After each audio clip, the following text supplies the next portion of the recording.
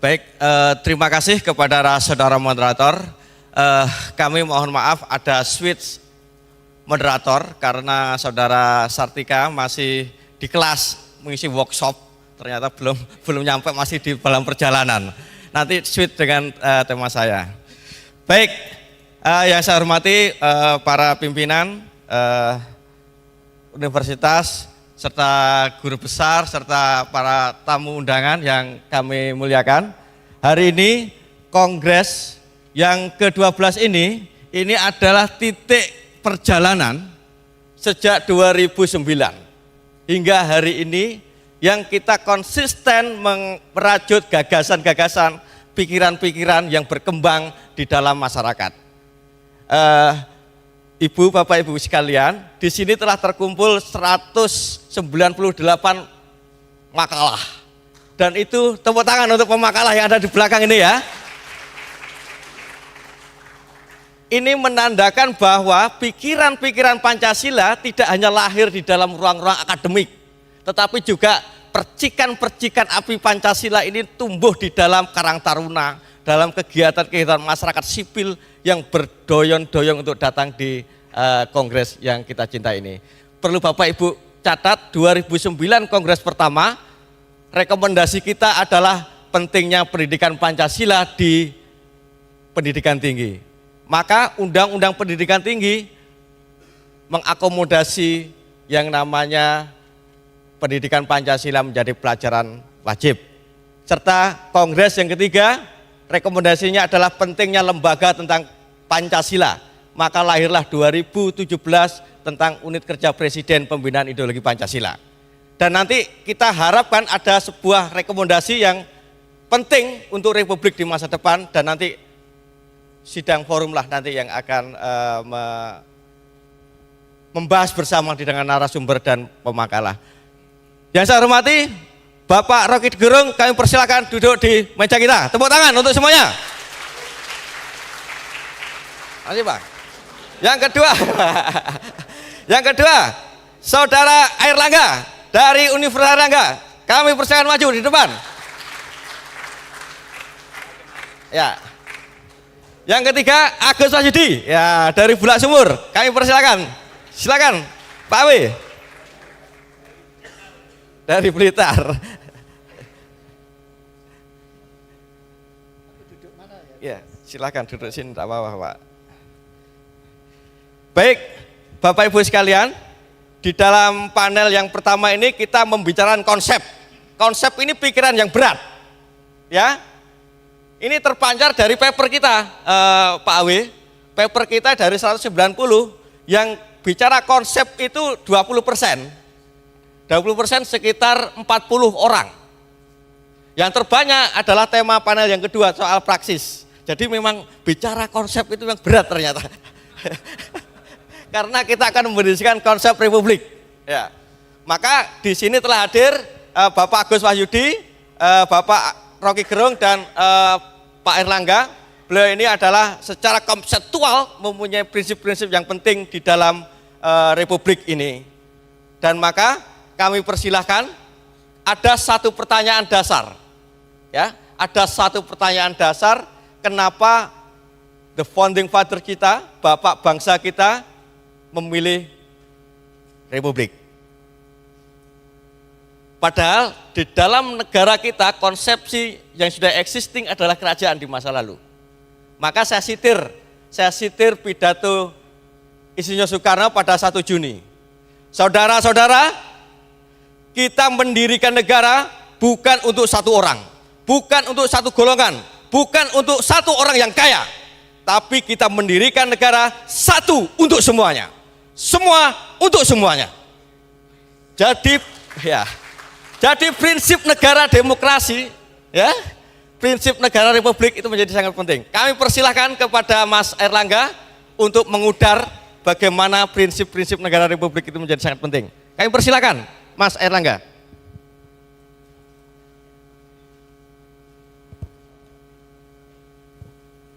Tes. Oke. Assalamualaikum warahmatullahi wabarakatuh. Selamat pagi kita semuanya. Saya terima kasih sudah diundang dalam forum yang terhormat ini. Sebelum saya mendiskusikan soal Pancasila, mungkin saya sedikit aja, Bung, mohon maaf, mengoreksi apa yang Bung utarakan. Bahwa Indonesia ini bukan didirikan oleh founding father, tapi the founders of republic.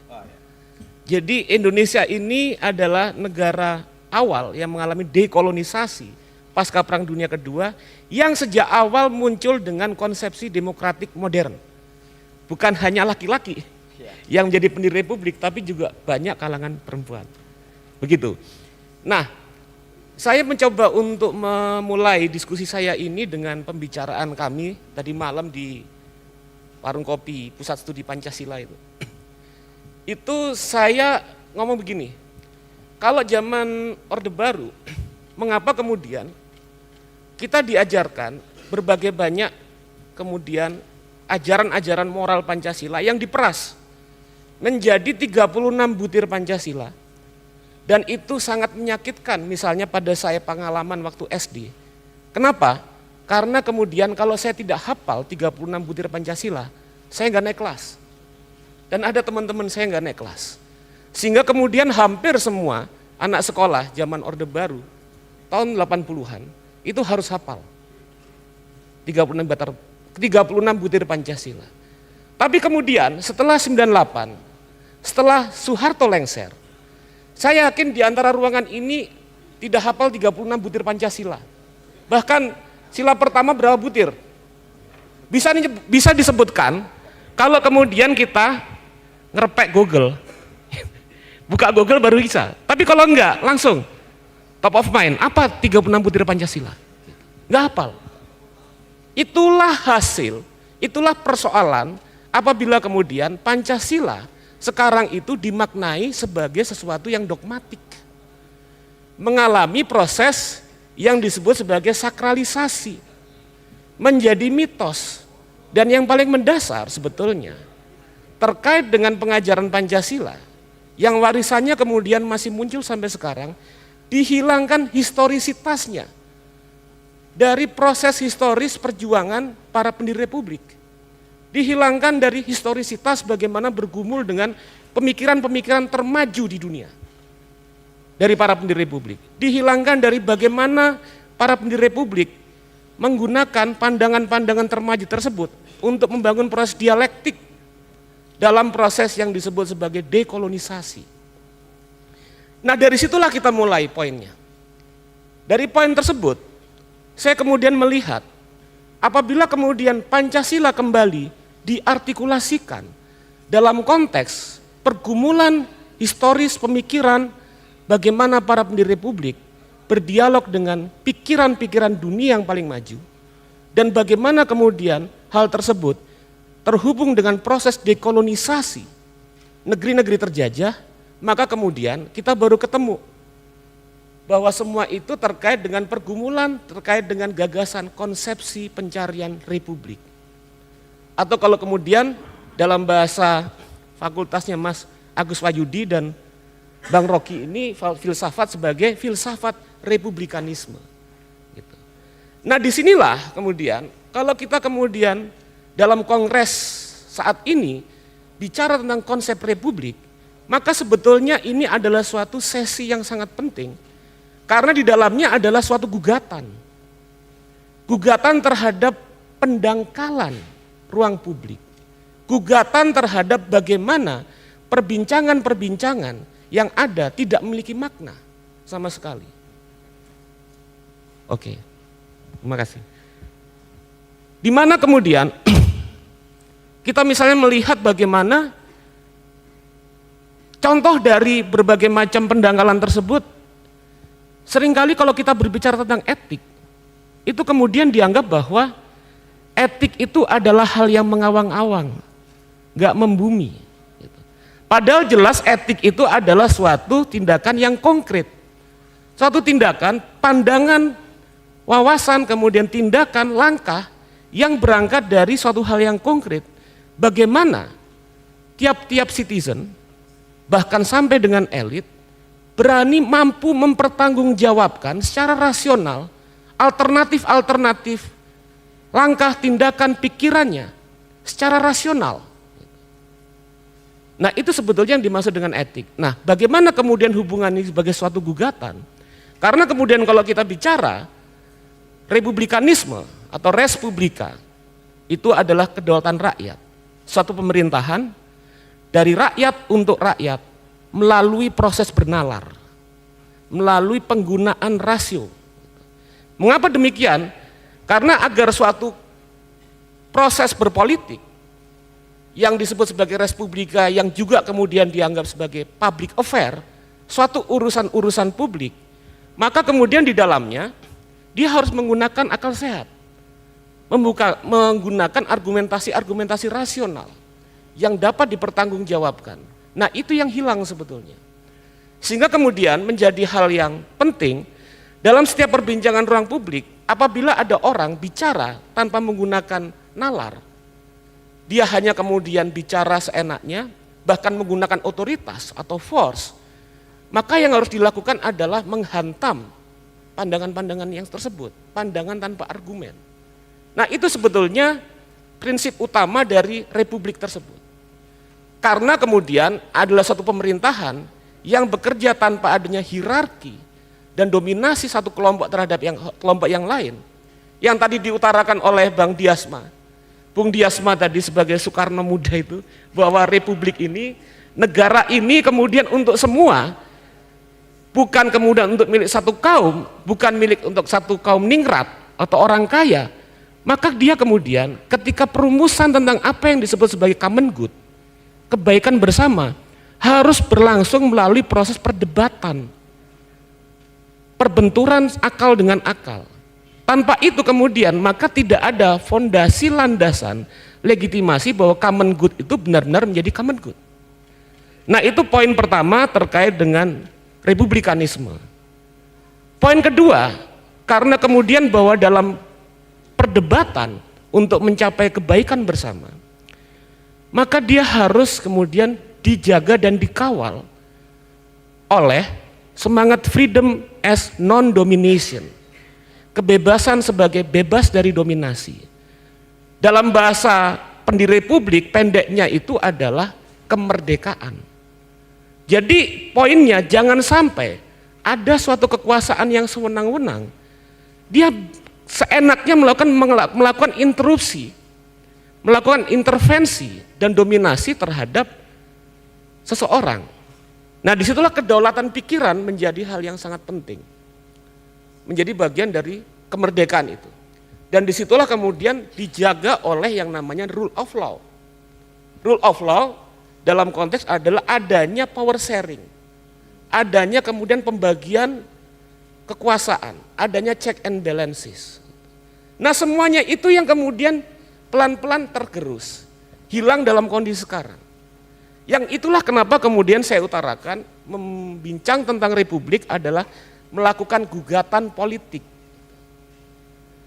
Dalam konteks kemudian pencarian tentang apa yang baik bagi kehidupan bersama melalui perdebatan, bukan hanya soal kompromi, tapi benturan dan perdebatan tentang apa itu yang baik, maka kemudian tidak boleh ada intervensi sewenang-wenang yang dilakukan kepada satu kelompok atau suatu orang atau warga negara.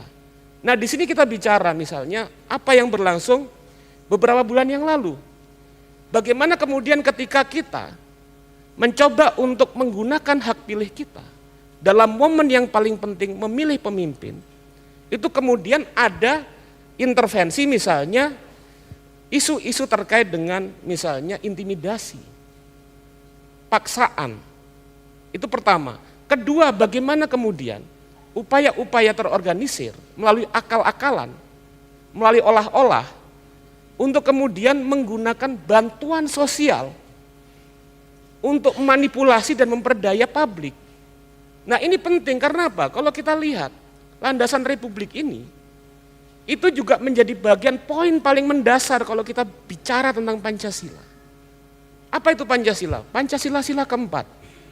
Kerakyatan yang dipimpin oleh hikmah kebijaksanaan dalam permusyawaratan perwakilan.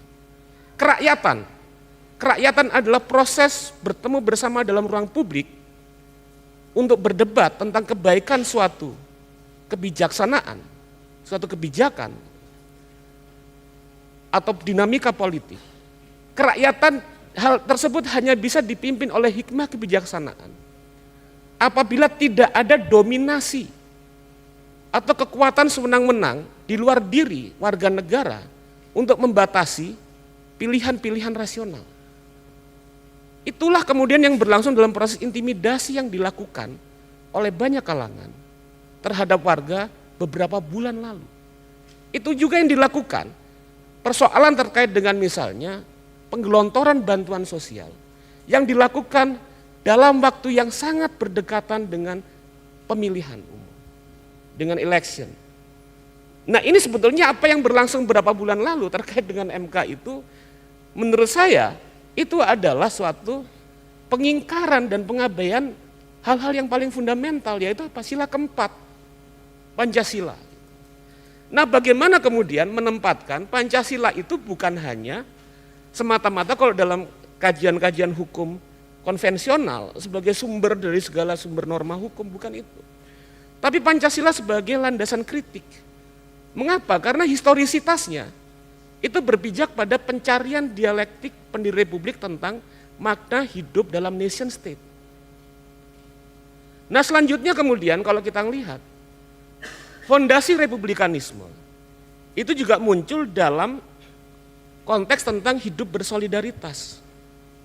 Nah, saya kemudian mengutip misalnya ada salah satu pandangan menarik dari salah seorang filsuf perempuan, namanya Hannah Arendt. Hannah Arendt ini menulis buku yang sangat bagus, yang judulnya The Human Condition. Dalam The Human Condition, dia mengutarakan aktivitas manusia itu terkait dengan gawean, kerja itu bisa ada 3 level. Ada works, ada labor, ada works, ada action. Labor, manusia sebagai animal laborans.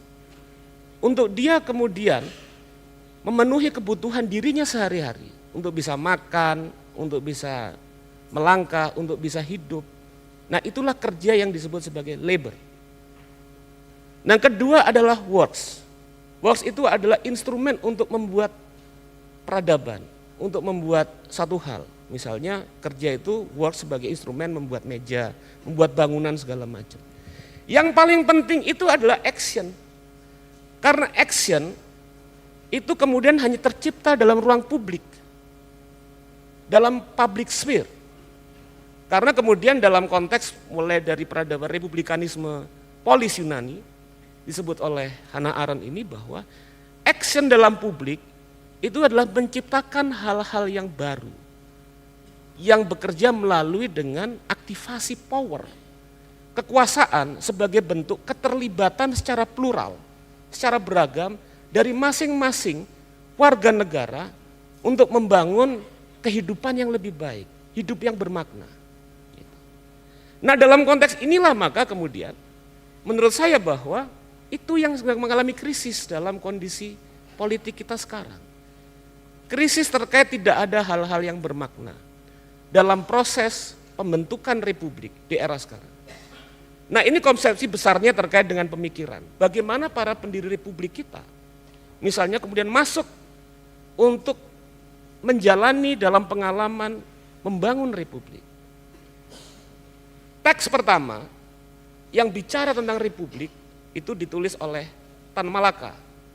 Tan Malaka itu menulis buku judulnya Naar de Republik Indonesia. Menuju Republik Indonesia. Di situ disebutkan tentang beliau tidak menjelaskan secara kontemplatif tentang republik, tapi beliau kemudian menawarkan suatu agenda-agenda politik. Agenda politik yang sebetulnya sejalan dengan republikanisme. Di mana di dalamnya adalah misalnya hak politik, hak sosial, hak budaya, hak ekonomi bagi seluruh warga Indonesia, laki-laki dan perempuan. Kemerdekaan berserikat, pembentukan dewan pabrik, kontrol terhadap bagaimana kemudian pemerintah terselenggara dalam wilayah politik dan wilayah ekonomi. Dan selanjutnya kemudian yang menarik, kedua adalah intervensi dari Bung Hatta.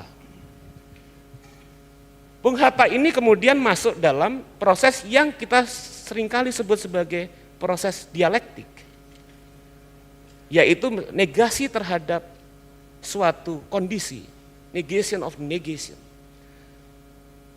Di dalam tulisannya di Belanda, judulnya tentang nama Indonesia. Bung Hatta waktu itu kemudian menguraikan tentang mengapa para politisi Belanda dan intelektual akademisi Belanda itu sangat alergis dengan istilah Indonesia.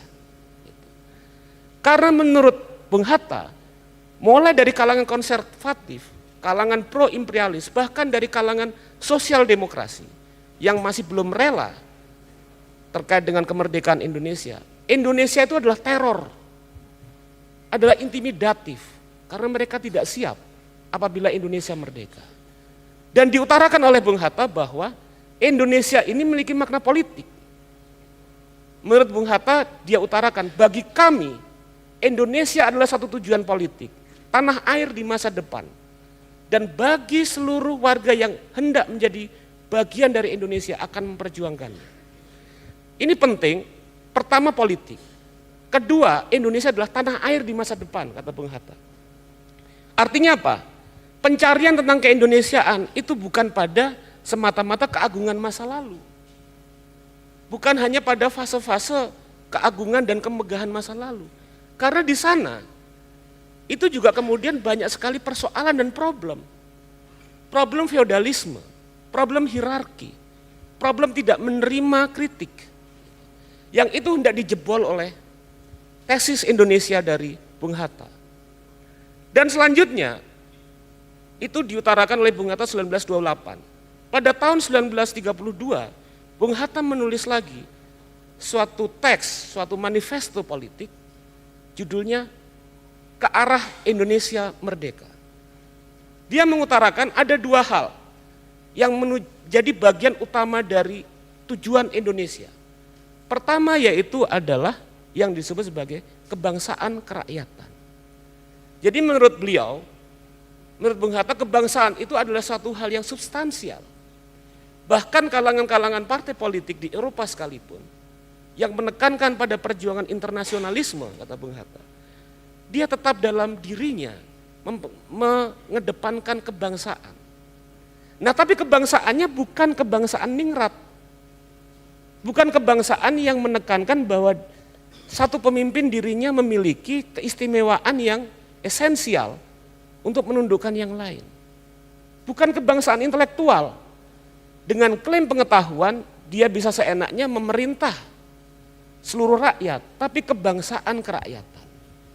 Kebangsaan yang dimana tidak ada ketimpangan, ketidaksetaraan, tidak adanya hierarkis antara satu kaum dengan kaum yang lain, dan memperjuangkan segenap kebutuhan-kebutuhan dan aspirasinya melalui benturan-benturan berbasis rasionalitas. Dan selanjutnya yang penting, beliau mengutarakan kedua adalah demokrasi. Nah dalam konteks demokrasi ini, Bung Hatta tidak melihat hanya pada apa yang berada dalam dunia luar, tapi beliau mengutarakan bahwa demokrasi itu kemudian secara historis berpijak pada sejarah kebangsaan kita. Bahwa dalam tradisi kita ada yang mengenal namanya demokrasi berbasis rapat. Kedua adalah demokrasi berbasis protes. Ketiga adalah semangat untuk saling tolong-menolong.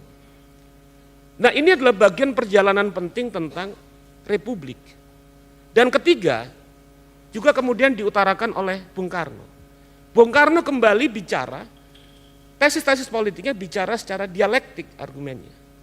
Beliau mengutarakan pada saat Bung Karno awal menjadi tokoh pergerakan nasional, beliau kemudian mengutarakan tentang dalam tulisannya nasionalisme, Islamisme, Marxisme. Bung Karno mengutarakan bahwa Bima Arya saat ini kemudian sedang muncul.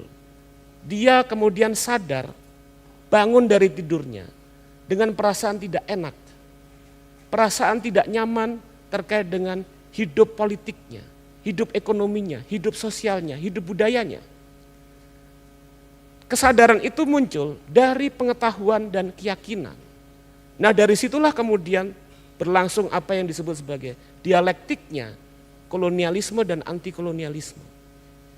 Nah beliau mengutarakan kemudian tesis republikanisme, yaitu yang disebut sebagai Marhaen dan Marhaenisme. Marhaenisme, sosionasionalisme, dan sosiodemokrasi. Secara selanjutnya ditambahkan terkait dengan ketuhanan. Nah, itu adalah sumber utama kalau kita bicara tentang Pancasila. Saya menulis buku tentang Bung Karno, saya utarakan bahwa Pancasila itu adalah kondensasi, pemadatan bagaimana sejarah, pemikiran, dan historisitas perlawanan bangsa Indonesia pada era kolonial dan tampil kembali menjadi tujuan republik pada era kemerdekaan. Yang beliau utarakan, Bung Karno utarakan sebagai jembatan emas. Pada ujungnya terjadi penyempurnaan susunan masyarakat Indonesia. Gitu. Nah, dalam konteks ini saya mengingat penjelasan dari Bung Hatta tahun 1977 dalam tulisannya, judulnya Pengertian Pancasila. Jadi buku ini khusus, karya ini khusus diberikan kepada Mas Guntur. Karena pada waktu itu banyak kontroversi perdebatan apakah kemudian Bung Karno atau bukan yang menampilkan pertama Pancasila. Kata Bung Hatta, iya Bung Karno. Gitu. Nah di situ kemudian yang saya mau jelaskan bahwa dipadatkan, oke. Nah yang mau saya jelaskan bahwa Pancasila itu kemudian tidak bisa hanya kemudian dipotong-potong semata-mata sebagai moralitas sempit dari 5 sila, tapi pemadatan di mana 5 sila itu adalah proses dialektik. Di dalamnya ada yang disebut negation of the negation. Di sana dalamnya adalah unity of the opposite. Di dalamnya ada perubahan, transforming from quantity to quality force. Yang di dalamnya kita bisa melihat bahwa misalnya antara sila kedua dan ketiga. Pendeknya misalnya internasional humanisme atau humanity sebetulnya. Humanity, internasionalisme, dan nasionalisme. Ada proses dialektik bahwa pemajuan kebangsaan Indonesia hanya bisa terbangun melalui perluasan kesadaran internasional. Karena kemudian pada waktu itu upaya untuk melakukan perubahan sosial mendasar dari era antikolonial hanya bisa disupport oleh perjuangan revolusioner sifatnya internasionalis. Dan juga kemudian antara sila keempat dan sila kelima. Bahkan sila pertama dan kedua itu juga harus kita lihat sebagai suatu unity of the opposite. Bahwa kemanusiaan yang adil dan beradab itu kemudian menjadi bagian penting yang apabila tanpa disadari tentang sila pertama ketuhanan yang Maha Esa, maka kemudian sila kemanusiaan ini menjadi absolut juga. Menjadi muncul tragedi-tragedi kemanusiaan. Contohnya pada Revolusi Prancis, atas nama kemanusiaan kemudian, tanpa ada pemahaman bahwa manusia itu doif, maka yang terjadi adalah absolutisme. Tapi juga ketuhanan yang Maha Esa, tanpa pendasaran tentang landasan kemanusiaan yang adil beradab, itu juga bisa menjadi absolut. Nah persoalan itu yang penting. Nah poin yang paling penting terakhir, yang mau saya utarakan bahwa republikanisme dalam konteks Pancasila ini tidak statis, tapi dinamis. Dia harus addressing persoalan-persoalan penting, utama yang menjadi persoalan saat ini. Persoalan antroposin, bagaimana kemudian keserakahan aktivitas manusia dalam wilayah ekonomi dengan sistem kapitalisme berbasis ekonomi karbon, itu kemudian berpeluang menghancurkan bukan hanya kemanusiaan, tapi juga bumi secara keseluruhan. Climate change, nah itu yang belum disadari oleh banyak kalangan. Terkait dengan kemudian ethic of care atau etika kepedulian, tentang bagaimana kemudian kepedulian terhadap perempuan, sikap para elit terhadap isu utama yang penting sekarang, seperti apa? RUU PRRT, pekerja rumah tangga. Itu bagian yang paling penting kalau kita bicara Pancasila. Peduli enggak kita pada orang-orang yang paling marginal, orang-orang yang paling bawah, orang-orang yang kalau kata Bung Karno itu marhaen dan sarina. Peduli enggak misalnya kita dengan orang-orang yang termarginalkan terkait dengan isu-isu utama. Bagaimana kemudian nasib petani dalam konteks misalnya proses pembangunan yang kerap kali mengalami proses yang disebut sebagai perburuan rente dalam kebijakan. Peduli enggak kita terhadap nasib buruh yang misalnya dalam berbagai macam undang-undang yang kita kritik pada waktu kemarin, undang-undang cipta kerja, justru kemudian bagaimana investasi dan pasar lebih diutamakan dengan pengorbanan warga dari bagian kaum marhaen yang disebut sebagai kaum buruh. Hal tersebutlah yang kemudian menjadi penting ketika kita bicara tentang Pancasila dan Republik. Terima kasih. Assalamualaikum warahmatullahi wabarakatuh. Waalaikumsalam. Terima kasih Bung Erlangga ya, bahwa Republik adalah konsep yang tidak statis, tapi sesuatu yang dinamis. Bagaimana di masa lalu dan hari ini tetap keberpihakan kepada orang-orang tadi disebutkan orang marhaen. Kalau bahasanya John Rawls itu adalah orang-orang yang tidak beruntung ya. Dan itulah tugas daripada Republik, adalah membantu menyelamatkan orang-orang yang terlahir miskin, cacat, orang yang lahir dari pinggiran. Orang tidak pernah bisa memilih dilahirkan dalam rahim seorang orang miskin melarat. Orang tidak bisa memilih itu semua. Tapi untuk masa depan kita bisa memilih Republik, itu adalah jawaban untuk kesetaraan dan semuanya. Baik, selanjutnya kepada Mas Agus Wahyudi untuk memberikan gagasannya tentang tausiah tentang Republik ini. Wanti-wanti, pengeling-eling ya. Silakan Pak Agus. Agak dekat Pak, kalau mau Pak. Baik, terima kasih. Ini tadi si Erlangga di awal sudah mulai menyerang Rocky, jadi saya ingin tahu nanti tanggapannya seperti apa. Saya tidak ikut-ikut, jadi mungkin saya akan ada 4 poin yang mau saya sampaikan, brief ya. Yang pertama saya kira memahami apa itu Republik tadi, walaupun sebenarnya sudah diuraikan juga oleh Erlangga, dan bagaimana republikanisme, jadi bagaimana republikanisme berhubungan dengan Pancasila. Saya kira tadi pertanyaan teman-teman juga yang mendorong kongres kita adalah mengapa Indonesia memilih Republik dan apa makna Republik selanjutnya. Nah, tapi kemudian kaitannya dengan Pancasila apa? Ini poin pertama yang nanti mungkin akan coba saya address secara singkat. Poin yang kedua menurut saya yang juga penting dilihat, republikanisme ini satu filsafat sosial seperti halnya liberalisme atau demokrasi ya. Tapi hal yang saya kira harus kita pahami, ini bukan konsep monolitik, bukan konsep tunggal tanpa ambiguitas. Dan justru menurut saya masuk ke dalam pada kedalaman subtlety dari konsep ini penting. Sering dan kita amati dalam banyak kesempatan pembicaraan Pancasila, orang menggunakan label-label besar dengan cara yang sangat membagongkan kalau bagi dunia akademik ya. Jadi saya mengatakan Pancasila bertentangan dengan liberalisme atau jadi sering saya apa yang kau maksud dengan liberalisme? Apa yang kau maksud dengan republikanisme? Jadi ini poin kedua, dan mungkin setelah kongres ini paling enggak kita punya pemahaman kalau ditanya mana yang datang lebih dulu dalam sejarah pemikiran, republikanisme dulu, demokrasi dulu, atau liberalisme dulu. Ya, kalau Pancasila tentu hadir dalam proses itu. Ya. Nah, poin ketiga yang mudah-mudahan singkat juga, menurut saya penting membahas hubungan antara teori moral dengan Pancasila, teori metaetik, karena republikanisme dan hampir semua filsafat moral itu juga mengandaikan ada pelajaran etik di situ dan asumsi-asumsi tentang metaetik. Tapi Pancasila sendiri di mana posisinya?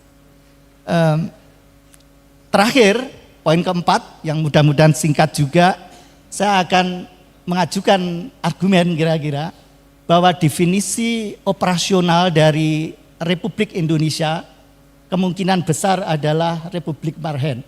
Tapi apa yang kita maksud dengan Republik Marhaen? Jadi republikanisme tadi yang dimaksud Erlangga dari segi filsafat sebenarnya ini gagasan yang idenya pertama-tama adalah untuk mencegah dan mengurangi kesewenang-wenangan kekuasaan atau abuse of power. Ya. Dan misalnya kita akan melihat juga perbedaan konstruksi republik di Amerika dengan di Perancis nanti dan juga di Italia yang pengertian freedom, Bapak Ibu mungkin pernah mencatat berapa kata merdeka atau bebas disebut dalam pembukaan kita. Ya. Tetapi yang menarik karena ini berhubungan kebebasan sebagai non domination ini memiliki makna khas dalam republik yang nanti Prancis akan agak berbeda pemahamannya karena akan menerima pengertian kebebasan dalam pengertian interference, ya, non interference. Nah, Bapak Ibu yang nggak familiar dengan filsafat, freedom itu dimaknai dua, ada freedom from dan freedom to. Freedom from domination itu misalnya mengapa kita merdeka, memerdekakan diri, ya. Karena hidup dalam struktur penjajahan kita nggak akan pernah bebas. Atau mengapa slavery, perbudakan kita hapuskan, ya walaupun ada juga budak-budak yang hidup dengan senang, siapa yang tidak suka di masa lalu kalau masternya adalah Lincoln atau siapa, Jefferson, ya orang-orang yang sangat baik. Tetapi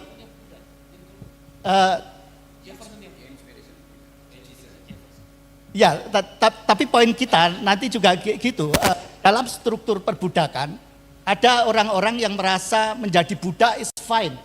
Dalam struktur penjajahan juga gitu, dijajah nggak masalah. Dan ini yang menurut saya penting, mengapa kemudian kita merasa perlu menghitung istilah merdeka atau bebas, karena pengertian republik ini juga saya hanya membaca dari tulisan Pak Notonegoro. Jadi Pak Notonegoro itu di dalam satu teksnya ya tahun 55 ketika pidato Dies Natalis di Universitas Airlangga, Universitas yang Mas Airlangga juga, ini Airlangga tapi bukan Airlangga. Jadi beliau di dalam bukunya itu memberi kesaksian. Saya baca lengkap karena singkat. Bentuk republik daripada negara Indonesia ditentukan dalam rapat Badan Penyelidik pada tanggal 10 Juli 1945 setelah para anggota mengheningkan cipta. Jadi atas usul Kiai Abdul Kahar Muzakir dengan pimpinan Ki Bagus Hadikusumo yang membacakan Fatihah, ya, supaya mendapat pendapatan itu mendapat ide mungkin ya, pendapatan itu di bahasa di masa lalu supaya mendapat pendapatan yang suci dan murni dalam hal pemilihan. Jadi menarik, konsep republik atau bentuk republik kita tidak lewat perdebatan yang bertele-tele, agak berbeda dengan hanya lewat mengheningkan cipta. Dan itu dilakukan cepat. Kemungkinan para founding fathers kita memang pada waktu itu sudah sampai pada, kita nggak tahu persis apa yang dipahami tentang republik. Tapi di masa lalu kalau kita lihat ya pengertian mengapa republik dipilih, karena misalnya kekuasaan yang sewenang-wenang, misalnya Amerika dijajah Inggris di bawah Raja George ketiga, dan setelah perang kemudian salah satu pemimpinnya mereka intinya pilihannya ada dua, memilih monarki yang rajanya baik hati, dan waktu itu ada jenderal yang sangat dihormati tapi disuruh menjadi monark nggak mau, ya. Jadi orang Amerika punya negarawan yang luar biasa, disuruh setelah pemimpin perang selesai itu disuruh menjadi kaisar, tidak mau. Tapi lalu pilihannya kalau tidak monarki kemudian republik. Dan gagasannya adalah bahwa karena sejauh pemerintahan dilakukan oleh manusia terhadap manusia lain, selalu ada kemungkinan kesenangan kekuasaan. Beda kalau pemerintahan dilakukan oleh dewa atau oleh malaikat. Ya. Tapi sayangnya semua pemerintahan selalu oleh manusia terhadap manusia lain. Dan karena itu perlu ada cara untuk mencegah kesenangan kekuasaan. Dan apa yang harus dilakukan? Mereka membaca misalnya karya-karya pencerahan dari Montesquieu. Jangan lupa Universitas Harvard sudah berdiri abad ke 16 ya. Jadi ide-ide separation of power and check and balances dibaca kembali. Jadi sangat berbahaya kalau satu orang membuat hukum, dia yang melaksanakan hukum dan dia juga yang mengadili pelaksanaan hukum. Kira-kira gitu. Nah, jadi idenya mulai dari sana. Tetapi gagasan republik sebenarnya lebih tua, istilahnya pertama ditemukan oleh Cicero abad ke-13 sebelum Masehi. Menunjuk pada gagasan ini yang kemudian tradisi kekuasaan Roma sangat besar pengaruhnya dalam politik di Eropa dan di Amerika. Jadi Cicero menyebut waktu itu juga kekuasaan Romawi pengertian res publica vox populi, the commonwealth, the people, yang menekankan pada ide citizenship. Nah, ide dasar dari republik sebenarnya nanti kita lihat, jadi demokrasi itu cara untuk mengambil keputusan dan rakyat dilibatkan. Tapi republik idenya adalah rakyat berpartisipasi dalam proses demokratik itu. Jadi nanti kita akan melihat misalnya makna republik yang sangat penting. Salah satunya ciri republik yang sehat adalah ketika warga negara itu engage, terlibat. Ketika warga negara tidak peduli, tidak mau tahu, ini justru petanda republik kita tidak sehat. Jadi kalau orang selalu reseh, ya kayak Pak Rocky Gerung, itu bagus, ini petanda republik sehat, ya kan? Tapi ciri republik yang lain yang disebut Cicero adalah warga negara dengan civic virtue, dengan kebajikan dan keutamaan civic. Ini pengertian penting nanti akan kita bahas, idenya dari Aristoteles. Dia menulis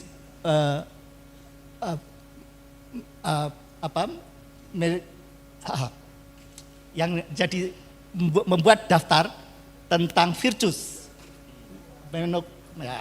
whatever.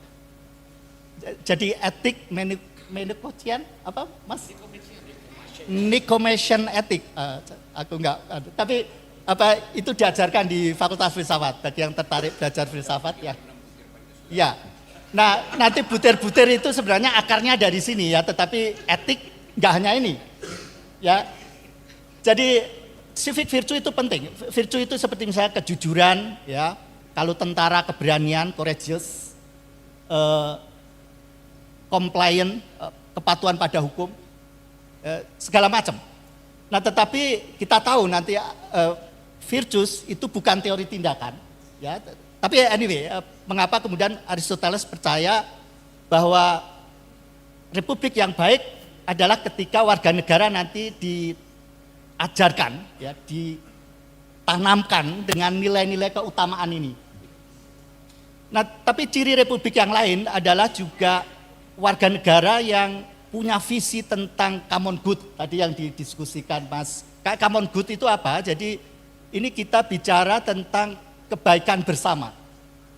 Jadi lawan dari res publik adalah res privata, sesuatu yang privat. Dulu di masa lalu kekuasaan menganggap misalnya ya Raja Jos itu merasa punya tanah, punya hutan, kalau mau ngambil ya seenaknya gitu. Bahkan mungkin apa Raja Jawa juga saya tidak tahu, tapi visi common good ini sesuatu konsep sangat penting nanti. Mengapa republik bergantung pada visi kita tentang common good. Apa yang kita maksud dengan kebaikan bersama. Jadi misalnya kita butuh air minum yang bersih, ya, udara yang segar, lalu lintas tidak macet. Mungkin sekarang ngomongin wifi, ya, saya nggak tahu apa itu bisa dipakai, tapi ya semua orang butuh kualitas pendidikan yang baik, butuh security, keamanan. Bagaimana kita mewujudkan itu? Ini kemudian menjadi concern semua orang. Jadi ide tentang common good. Nah baru kemudian juga Republik, ciri keempat itu civic responsibility, warga negara yang memiliki perasaan tentang tanggung jawab civic. Apa yang dimaksud? Sebenarnya juga misalnya dalam situasi emergensi, misalnya COVID kemarin, kalau ingin selamat Republik kita, mungkin kita harus berdebat misalnya dari segi sains, orang ternyata harus divaksin atau harus memakai masker, dan kita lalu patuh pada itu. Jadi punya rasa tanggung jawab untuk kehidupan bersama. Nah ini hal-hal yang nanti penting, saya kira ide dasar Republik sebenarnya mengatasi kelemahan demokrasi melalui koalisi rakyat yang citizen ya, yang lebih kuat, yang harus aktif ya dengan ciri-ciri itu. Jadi at the end of the day harapannya, karena Republik nanti bukan hanya bicara tentang separation of power and check and balances, tapi juga misalnya kita bicara tentang kekuatan keempat dari media massa yang juga harus didorong. Mengapa bebas, perlu bebas, tidak boleh dan tidak bisa berada dalam kungkungan kekuasaan yang namanya pers, media massa, dan masyarakat sipil.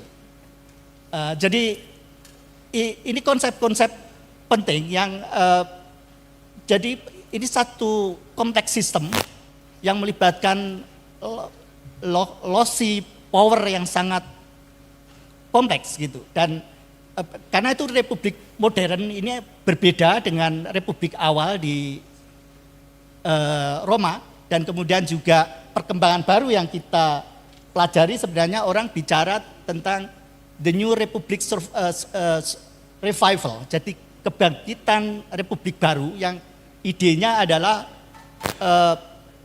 ide non-dominasi itu diperluas bukan hanya pada sektor politik tapi juga sektor privat dan ekonomi. Dan anyway sebenarnya ini sering juga teman-teman berdiskusi, kemarin ada satu naskah mungkin ada kesalahpahaman menganggap multikultural atau gagasan liberal tentang manajemen pluralisme, ya, manajemen keragaman itu dianggap sebagai Pancasila. Saya kira ini salah paham.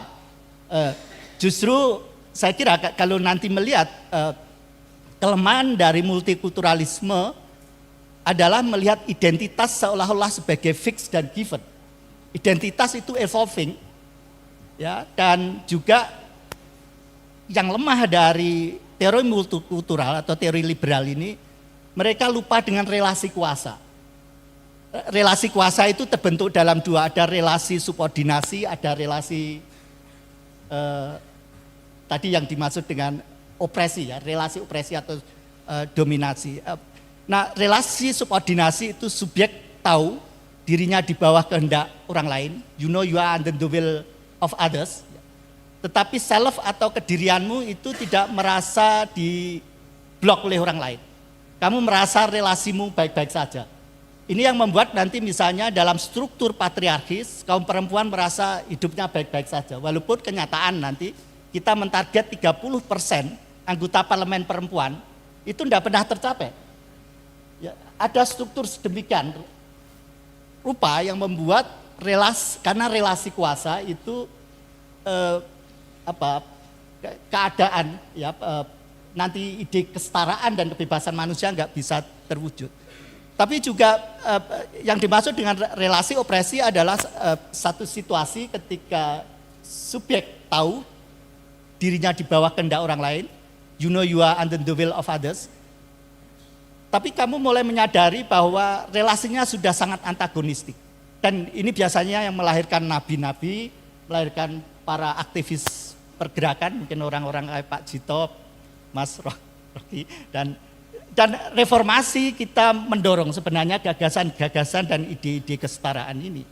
Nah, Bapak Ibu sekalian, jadi ini penting saya kira republikanisme di Eropa muncul dulu, tapi ini lagi-lagi bukan gagasan yang monolitik, ada banyak teori dan ide. Baru kemudian kita tahu liberalisme berkembang kuat di Amerika ya, dan Eropa, jadi negara-negara pada umumnya intinya menekankan pada freedom of conscience ya, kebebasan berpikir, termasuk nanti ekstensi pada market freedom ya, kebebasan pasar. Tapi juga liberalisme klasik berbeda dengan liberalisme modern. Kalau membaca John Locke, John Stuart Mill, dan itu berbeda dengan Robert Nozick, dengan John Rawls, dengan yang misalnya bicara arti penting negara dalam mengintervensi pasar.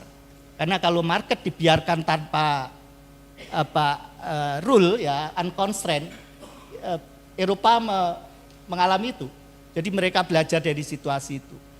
Nah di Barat demokrasi diliberalkan, baru liberalisme didemokrasikan. Jangan lupa demokrasi awal di Amerika itu misalnya orang kulit hitam tidak berhak memilih. Kaum perempuan baru berhak memilih awal abad 20. Ya. Jadi karena gagasan dari ide-ide ini lalu transformasi sosial muncul, dan ide baik dan buruk dalam pengertian etika nanti yang kita maksud dengan meta etik berkembang di sana. Nah, hal yang menarik kalau bicara Pancasila, ini bacaan saya, Bapak Ibu boleh Terakhir ini Pak ya. Bagaimana? Terakhir ini ya. Oke. Pancasila itu blended dari beragam filsafat yang berbeda-beda bahkan bertentangan satu sama lain. Tapi saya melihat justru kekuatan kita di situ. Karena keragaman pemikiran, daya imajinasi kita nanti akan bergantung pada bagaimana kita belajar ya bersama secara kolektif mencerna permasalahan nyata kita dan juga mengenali ya standar-standar kehidupan bersama yang lebih baik. Saya ingin bicara panjang tentang metaetik, tapi waktunya tidak cukup. Okay. Terima kasih. Oke, terima kasih. Tepuk tangan untuk Pak Agus. Ya. Jadi Mas Agus menekankan dalam republik adalah adanya pentingnya common good, ya. Dan juga yang kita tekankan lagi tadi adalah partisipasi, munculnya masyarakat sipil yang sadar. Kita kemarin bersyukur ya, ternyata dengan adanya undang-undang pilkada, tidak dalam waktu 24 jam masyarakat berdemo, ya, membatalkan RUU pilkada yang itu mengganggu kepentingan publik. Dan itu adalah bagi saya melihatnya itu adalah ternyata masyarakat sipil kita memiliki kepedulian terhadap masa depan republik, dan undang-undang itu hanya menguntungkan satu orang dengan menisbikan partisipasi kita sebagai rakyat pada umumnya. Oke, pembicara terakhir. Gong, ya, gong dari yang kita tunggu-tunggu adalah Bang Rocky Gerung. Silakan Bang Rocky untuk kenapa ya, tepuk tangan untuk kita semuanya. Oke, kenapa terlalu bergairah untuk menyebutkan bahwa keinginan mengembalikan the very ideas of republicanism itu ada di demo-demo di Senayan. Terlihat dari atas memang iya tuh. Tetapi kalau kita periksa naratifnya, mereka tidak demo karena undang-undang itu. Mereka demo karena seseorang yang bernama Mulyono. Ya itu, poinnya itu tuh. Saya ada di situ pada waktu demo, berpapasan dengan anak STM tuh, saya buka kaca. Weh Bang Rocky, ikut demo. Demo apa? Demo anti Gibran, demo anti Kaisang. Jadi di dalam kepala mereka tadi sedimennya adalah, ini sedimen ya, adalah penampilan publik dari anak-anak presiden itu, junto presidennya, itu dasarnya itu. Bahwa yang demo itu mahasiswa itu lain lagi, tetapi kita mesti lihat bahwa isu pada waktu itu adalah nggak keren kalau nggak anti Jokowi, kira-kira begitu. Apa namanya, istilah mereka tuh fear of missing out, FOMO. Jadi kita mesti baca juga bahwa ada perubahan jarak akademis antara apa yang diidealkan oleh demokrasi dan prakteknya di dalam demonstrasi itu kan. Nah kalau kita coba nih, apa tadi judulnya ini, Pancasila nyawa bangsa, ini juga menghalau kemerosotan moral, tuh. Bukan, dalam kurung menghalau fufu fafa. Yes, real isunya itu. Yang kita mau halau kemerosotan moral, yang bentuk konkretnya apa? Kan dia mesti dinomenklaturkan. Apa yang disebut kemerosotan moral? UGM pernah dalam waktu singkat atau agak panjang, tapi kemudian regain, moral call-nya muncul tuh. Lalu moral UGM jadi patokan, jadi monumen untuk moral bangsa. Karena ada sejumlah guru besar yang mengatakan enough is enough itu. Jadi itu titik radikal, titik epistemological break-nya ada di situ tuh. Ketika pengetahuan mengatakan bahwa tidak mungkin kita teruskan kebohongan publik Jokowi. Dasarnya itu. Jadi kemampuan kita untuk mengevaluasi politik didasarkan pada kemampuan kita untuk mencari narasi pada monumen, pada momentum tertentu. Bayangkan misalnya kalau UGM, tiba-tiba ada bangunan hotel UGM itu, nggak mungkin guru-guru besar itu demonstrasi. Karena disogok oleh negara. Tapi saya berpikir bahwa tidak mungkin juga dihentikan diskurs intelektual, kendati UGM disogok dengan Kongres Pancasila ke-13. Artinya dibayangkan nanti, oke bikin aja nanti ada Kongres Pancasila ke-13 dibikin di IKN itu. Lalu guru-guru besar mulai bikin proposal, iya tapi kami akan pergi ke Kongres 13 Pancasila IKN, tapi harus naik private jet. Kan tidak mungkin itu timbul dari proposal akademis tuh. Jadi ada batas ketika tadi limpahan kekuasaan itu dihentikan justru oleh metodologi. Dan metodologi itu ada di UGM. Nah kita coba lihat secara perlahan-lahan apa sebetulnya yang memungkinkan kita membaca Pancasila di dalam dimensi kerepublikanan itu. Republikanan bukan republik kiri, kerepublikanan. Coba kita lihat ide dari Respublika. Ketika Roma sebagai republik yang demokratis runtuh di tahun 100 di abad pertama, seorang jurnalis dari Jogja bertanya pada Jean-Jacques Rousseau. Karena saya nggak tahu jurnalis dari mana yang bertanya, saya anggapnya dari Jogja itu. Profesor Rousseau, apa yang menyebabkan Republik Roma itu runtuh? Rousseau bilang begini, kebebasan itu ibarat buah, bagus buat kesehatan tubuh manusia. Tetapi hanya lambung yang baik yang mampu mencernanya. Hanya itu jawaban pendeknya. Sekarang pertanyaan kita, lambung macam apa yang ada di Roma, Junto di Indonesia, sehingga gagal untuk mengembalikan Respublika? Private jet itu adalah res privata, jet privata. IKN itu adalah res privata, memakai isu Respublika. Jadi kalau kita coba dalilkan sekarang, lambung macam apa yang dimiliki oleh kekuasaan hari ini sehingga gagal mencerna ide demokrasi? Mungkin memang nggak ada lambung, karena dari mulut sampai anus isinya adalah usus itu. Tidak ada pencernaan. Yes. Jadi kita bicara di situ. Padahal lambung dari republik adalah tadi public sphere. Lambung dari republik adalah ide tentang common good. Tapi lambung itu diisi oleh mereka yang hanya mampu mencerna asam sulfat. Ya.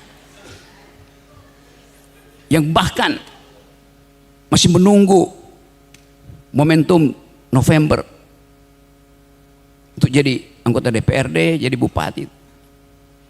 Jadi saya mesti terangkan bahwa yang disebut sebagai pendangkalan moral yang harus dihalau, yang pertama tadi adalah lambung pemerintah. Yang kedua ada talk show. Talk show itu sumber bukan kerusakan. Sumber pertama di mana moral itu dianggap sekedar kata benda, bukan kata kerja. Itu yang kita lihat dalam semua talk show, tuh nggak ada mutu tuh. Setiap hari saya 7-8 kali diundang oleh TV. Tapi sudah bisa bayangkan, saya akan bertemu dengan para demagog. Ya. Tetapi ada kenikmatan juga untuk menghalau para demagog ini nih. Hobi saya menghalau para demagog. Jadi kalau kita bertemu dengan para pedagog hari ini, itu artinya ada harapan bahwa the Republic of Ideas bisa menghalau the Republic of Fear hari-hari ini. Kita ada dalam kecemasan Republic of Fear tuh. Ketidakpastian, ada transisi dari Jokowi ke Prabowo tanpa kita kenal apa yang akan terjadi. Jadi kemampuan berpikir para founding parents kita, betul tadi. Bukan founding fathers karena di situ ada minimal 3-5 orang perempuan di situ.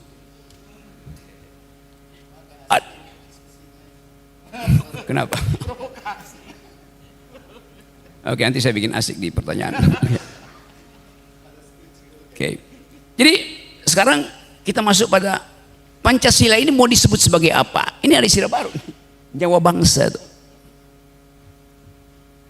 Lebih enak menyebut nyawa bangsa daripada menyebut Pancasila adalah ideologi negara. Saya menentang menyebut ideologi negara. Karena nggak ada di dalam ketentuan undang-undang bahwa Pancasila itu ada ideologi negara. Nggak ada. Anda baca konstitusi nggak ada. Mana ada undang-undang yang bilang Pancasila adalah ideologi negara? Nggak ada. Tetapi kita bisa sedikit bikin diskresi bahwa yang kita sebut ideologi adalah falsafah. Oke, Bung Karno bilang Pancasila adalah ya Weltanschauung, Vision de Bon, philosophical foundation. Artinya Pancasila kita tempatkan di dalam kondisi diskursif, tidak final, tapi menimbulkan percakapan itu. Nah, pada waktu Pancasila diucapkan oleh Bung Karno dengan yang setiap minggu dia jadikan sebagai pelajaran di RRI, dipidatokan itu Pancasila yang pedagogis. Kenapa? Ya karena yang ngajarin adalah sang pedagog, dia ngerti arah pembicaraan itu. Jadi Bung Karno mengajar sendiri bangsa ini sebagai pedagog dengan ide yang dia kumpulkan dari seluruh pikiran dunia. Pancasila itu bukan asli Indonesia, Pancasila itu adalah kompilasi dari semua pemikiran dunia. Ateisme ada dalam Pancasila yang namanya humanisme. Marxisme ada dalam Pancasila yang namanya keadilan sosial. Nasionalisme ada dalam Pancasila, persatuan Indonesia itu. Jadi semua pikiran dunia ada di situ. Karena itu Pancasila kemudian jadi semacam regulatif ideal kalau kata Immanuel Kant untuk menuntun atau jadi paradigma untuk menuntun ilmu-ilmu teknis di bawahnya kan. Itu pada waktu Bung Karno mengucapkan itu, dia tahu bahwa rakyat ini memerlukan semacam sense of missionary engagement, keterlibatan misionaris itu. Karena kita nggak tahu, sebagian dari kita nggak ngerti mau ngapain. Jadi masuk akal kalau pada akhirnya Bung Karno mengatakan saya penyambung lidah rakyat Indonesia. Memang benar. Karena isi kepala Bung Karno itu harus dia ucapkan secara retoris setara dengan kemampuan logisnya tuh.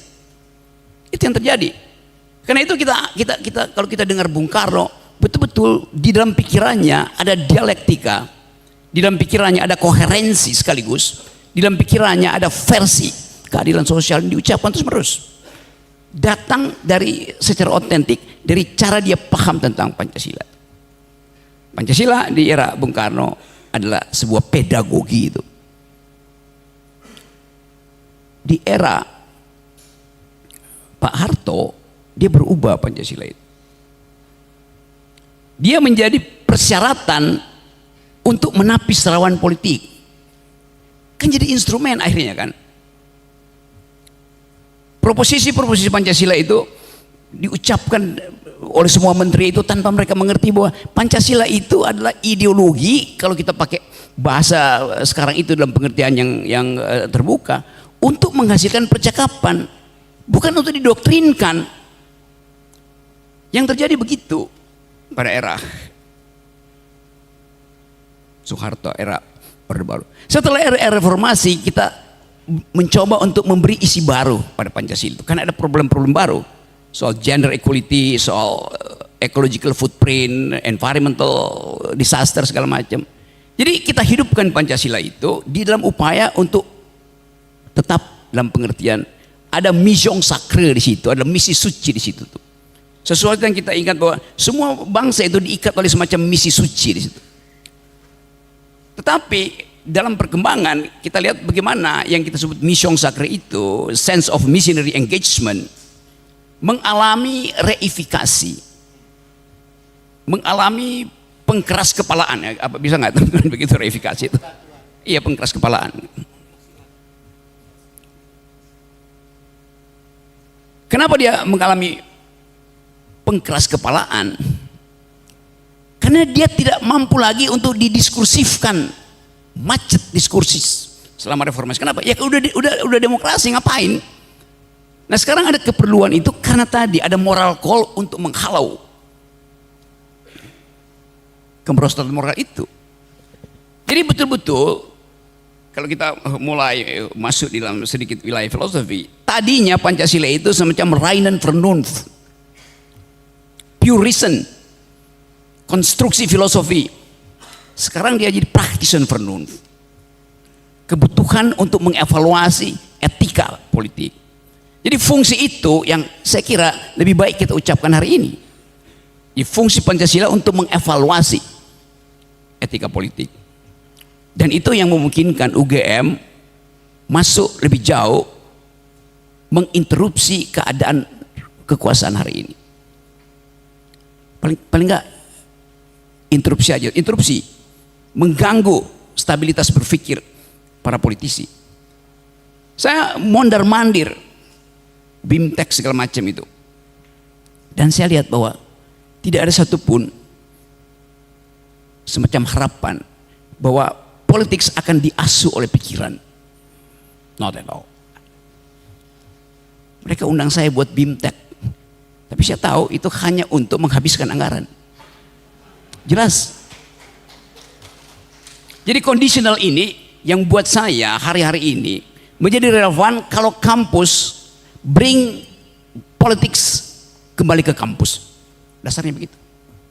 Nah kalau setelah kita seminar hari ini dan kita pastikan bahwa Pancasila akan jadi ide praktis, ide penuntun praktis, pertanyaannya adalah paper yang Anda tulis sejauh ini itu akan jadi proposal akademis, proposal oposisi, atau proposal proyek. Ya Anda kan menulis 120 karya ilmiah, mau apa itu? Mau dipakai sekedar sebagai pengantar untuk nyari proyek di Pemda yang lagi menunggu 1.200 triliun dari APBN kita. Kan hanya itu. Jadi dari awal kita tahu bahwa kemampuan kita untuk menjaga momentum ini harus dievaluasi oleh diri sendiri. Kita dengar keterangan tentang apa itu ide republik, apa itu ide demokrasi. Tetapi begitu kita sampai di daerah masing-masing, kita dipanggil rapat oleh Muspida. Tolong buatkan proposal. Untuk apa? Untuk makan siang gratis itu. Saya mau ucapkan ini di awal. Karena kita tahu bahwa negeri ini dengan segala macam perlengkapan akademis yang kita punyai, dengan saja kemampuan berpikir teoritis yang kita punyai, pada akhirnya akan berhadapan dengan minimnya anggaran belanja negara. Itu akan membuat moral kita itu retak. Dalam keretakan itu kita dibujuk untuk berhenti menjadi oposisi, berhenti berpikir, kan dasarnya itu kan. Nah, jebakan-jebakan material ini yang saya kira layak kita bicarakan. Dalam kesempatan ini kan tadi ada ibu guru dari Bekasi itu, dan kalau kita tanya kenapa ibu guru dari Bekasi ada di sini dengan papers itu tuh, kasih dia kesempatan untuk bicara misalnya. Kenapa ada teman-teman dari Karang Taruna tuh yang ada di sini? Karang Taruna itu kan semacam KNPI junior tuh.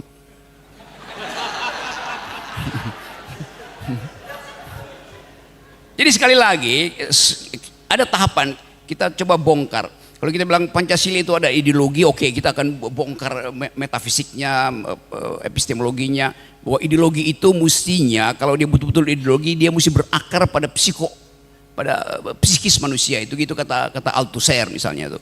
Bahwa dengan cara itu kita tahu bahwa ada yang struktural di dalam ideologi. Tetapi buat sementara kita tahan itu sampai Kongres Pancasila ke-13 lah, karena yang sekarang adalah keinginan kita untuk mengevaluasi bangsa ini karena memang betul kita mau halau kemerosotan moral itu. Jadi rumuskan lebih dahulu apa yang disebut kemerosotan moral. Ketidakmampuan untuk mengakses respublika itu kemerosotan moral namanya tuh. Nah, dalil itu yang sebetulnya mesti kita uji. Kalau kemarin saya pergi kemarin ceramah muter-muter ke Papua, saya tanya pada orang Papua, kalian Pancasila? Iya, Pancasila tuh. Oke. Tapi kalau saya suruh pilih, mana lebih mulia bagi kalian? Sila ketiga atau sila kedua? Sila ketiga apa Pak Rocky? Persatuan Indonesia. Sila kedua apa? Kemanusiaan yang adil dan beradab. Bagi kami lebih penting kemanusiaan yang adil dan beradab. Dia paham karena situasi meminta dia untuk mengucapkan, meminta teman-teman Papua ini supaya Republik Indonesia ini mengutamakan kemanusiaan yang adil dan beradab di Papua tuh. Itu sosial imperatifnya kan begitu. Tapi nanti Pak Jokowi pidato, tidak, ini persatuan Indonesia. Iya, kita tahu ide persatuan itu. Unity of reason memerlukan unity of nation. Unity of nation memerlukan unity of government. Yaitu nasionalisme. Awal kita tahu cara berpikir itu. Tapi Pak Jokowi hanya menghafal-hafal bahwa persatuan itu penting. Padahal bunyi kita ada Bhinneka Tunggal Ika, bukan Ika Tunggal Bhinneka. Pada waktu Bung Karno membayangkan Pancasila, dia tahu bahwa ada masyarakat yang memerlukan tuntunan agama. Oke, dia kasihlah itu pikiran kemanusiaan yang adil dan beradab. Ada yang menginginkan kemuliaan kemanusiaan tanpa memerlukan pertolongan Tuhan. Ada. Sila kedua, Anda bisa berbuat baik tanpa beragama, bisa aja. Pakai sila kedua, humanisme. Kan humanisme itu ada teguran terhadap teokrasi abad tengah kan. Seolah-olah hanya orang yang bisa beli surat pengakuan dosa yang masuk surga. Lalu humanisme muncul. Tidak, etik manusia itu tidak memerlukan tuntunan hal-hal yang irasional tuh. Agama dulu dianggap sebagai irasional. Jadi ada fasilitasi itu. Humanisme, versi radikal dari humanisme ya ateisme. Jadi kalau kita bongkar sistem filosofinya, itu luar biasa kentalnya. Dengan kata lain, multi tafsir itu, Pancasila itu selalu harus ditafsirkan secara hermeneutis, selalu ada dalam kondisi semiotis, selalu dia adalah in the making tuh, tidak final tuh. Nah, kemampuan-kemampuan itu yang saya kira itu sesi yang mungkin terlalu berat nanti karena keragaman latar belakang kita. Tapi sekali lagi kita mau agar ada semacam tuntunan public ethics, virtue tadi, yang memungkinkan kita mengatakan pada generasi akan datang bahwa Indonesia ini direkatkan oleh konsep. Ada konsep berbangsa, ada konsep kepentingan publik. Sekarang misalnya soal pertanahan, ini kecambah yang akan tumbuh makin lebar karena problem-problem ekonomi, keadilan, tuntutan setelah Pak Prabowo berkuasa itu akan sangat tinggi tuh. Kita misalnya kalau kita lihat apakah Pancasila memungkinkan ada akumulasi kapital? Enggak ada ide akumulasi kapital dalam Pancasila. Tapi faktanya amandemen Undang-Undang Dasar kita memastikan ada 3 player di dalam upaya kita untuk menghasilkan kemakmuran. Satu adalah korporasi, ada disebut di dalam undang-undang. Yang kedua BUMN, yang ketiga adalah koperasi. Kedudukan mereka setara. Tetapi untuk menghasilkan pertumbuhan, pasti yang diuntungkan pertama motornya adalah korporasi, bukan BUMN atau bukan koperasi. Coba kita tagihkan itu pada Pak Prabowo misalnya. Pak Prabowo akan bikin, karena Jokowi meninggalkan utang dan APBN tahun depan itu harus ada 3.600 triliun, 1.200 akan dikirim ke daerah, habis. 1.000 dipakai untuk bayar utang, habis. Tinggal 800 triliun. Dipakai buat makan siang gratis, 400 triliun. Tinggal 400 triliun. Bagaimana negara mau bekerja dengan ruang fiskal 400 triliun coba? Jalan keluarnya gampang, cetak uang. Tetapi efek inflasinya itu di depan mata. Amerika cetak uang ada soal, karena uang dia itu beredar seluruh dunia. Uang kita itu keluar dari Bandara Cengkareng udah gak laku. Itu masalahnya kan. Jadi ini sesuatu yang struktural sekali lagi. Nah, bagaimana mengatasi itu? Ya penghematan, apalagi mau dihemat. Jadi kita bayangkan kesulitan awal dari sebuah republika yang res publikanya itu diatur oleh res privata. Artinya diunggulkan lagi korporasi untuk mempush 8% itu kan. Tidak ada pertumbuhan yang dihasilkan oleh UMKM, nggak ada. Di Amerika sekarang lagi problem, bagaimana menghasilkan pertumbuhan. Kamala Harris menjaminkan UMKM, small business akan saya utamakan. Tapi itu di Amerika, yang janjinya pasti ditepati itu. Kan dicatat. Di kita apa dasarnya?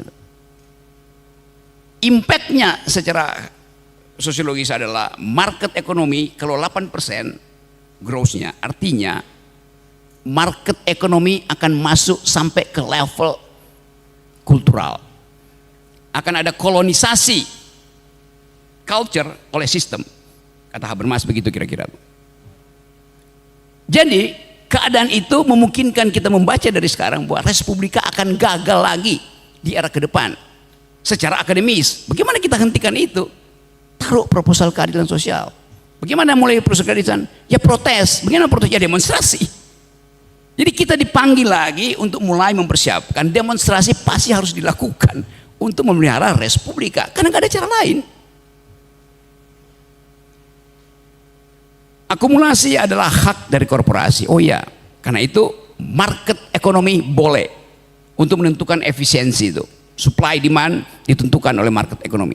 Tetapi Indonesia tidak dirancang menjadi negara libertarian. Karena itu tidak boleh market ekonomi berubah menjadi market society. Itu bertentangan dengan Pancasila.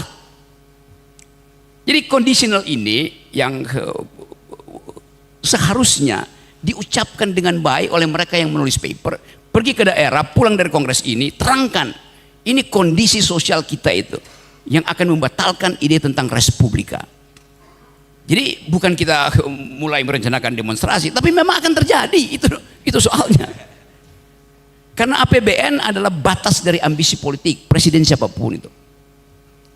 Jadi yang terakhir, kita mau memelihara semacam community of thought di sini, dipromosikan melalui Fakultas Filsafat, dan saya ingin semester depan buka perkuliahan umum dan pastikan bahwa teori keadilan menjadi mata kuliah satu universitas itu. Mau di fakultas mana? Saya pernah kuliah di Fakultas Hukum, saya pernah kuliah di Fakultas Teknik. Saya nggak pernah kuliah di Fakultas Kehutanan karena bermasalah. Ini kehutanan ini. Seberang ini. Jadi diskurs ini harusnya tiba ke Presiden Prabowo bahwa UGM memikirkan dari awal kondisional di masa depan yang tinggal 5 tahun itu tuh. Jadi poin-poin ini harusnya ditulis juga oleh koran supaya kita tahu bahwa ada sesuatu yang ingin kita hasilkan dari pertemuan yang sebut aja semi akademis ini, dan kemampuan UGM untuk menjadikan isu ini sebagai isu sentral untuk mengatur kabinet harusnya tiba di meja di meja Presiden Prabowo dalam minggu ini kan Pak Prabowo bingung ini mau bikin kabinet jenis apa itu. Apakah Menteri Keuangan itu dari tradisi monetaris atau tradisi fiskal? Itu juga udah mesti kita tuntun. Secara Pancasilais, Menteri Keuangan itu harus datang dari tradisi fiskal, bukan dari tradisi monetaris. Tetapi kebutuhan anggaran itu memerlukan politik monetaris, yaitu datang ke Amerika, minta dolarnya ada di Amerika masalahnya. Jadi kita lihat bagaimana kompleksitas persoalan di kita. Saya hanya menguraikan itu karena saya anggap ini bukan talk show. Terima kasih. Oke, terima kasih untuk Pak Rocky Gerung ya.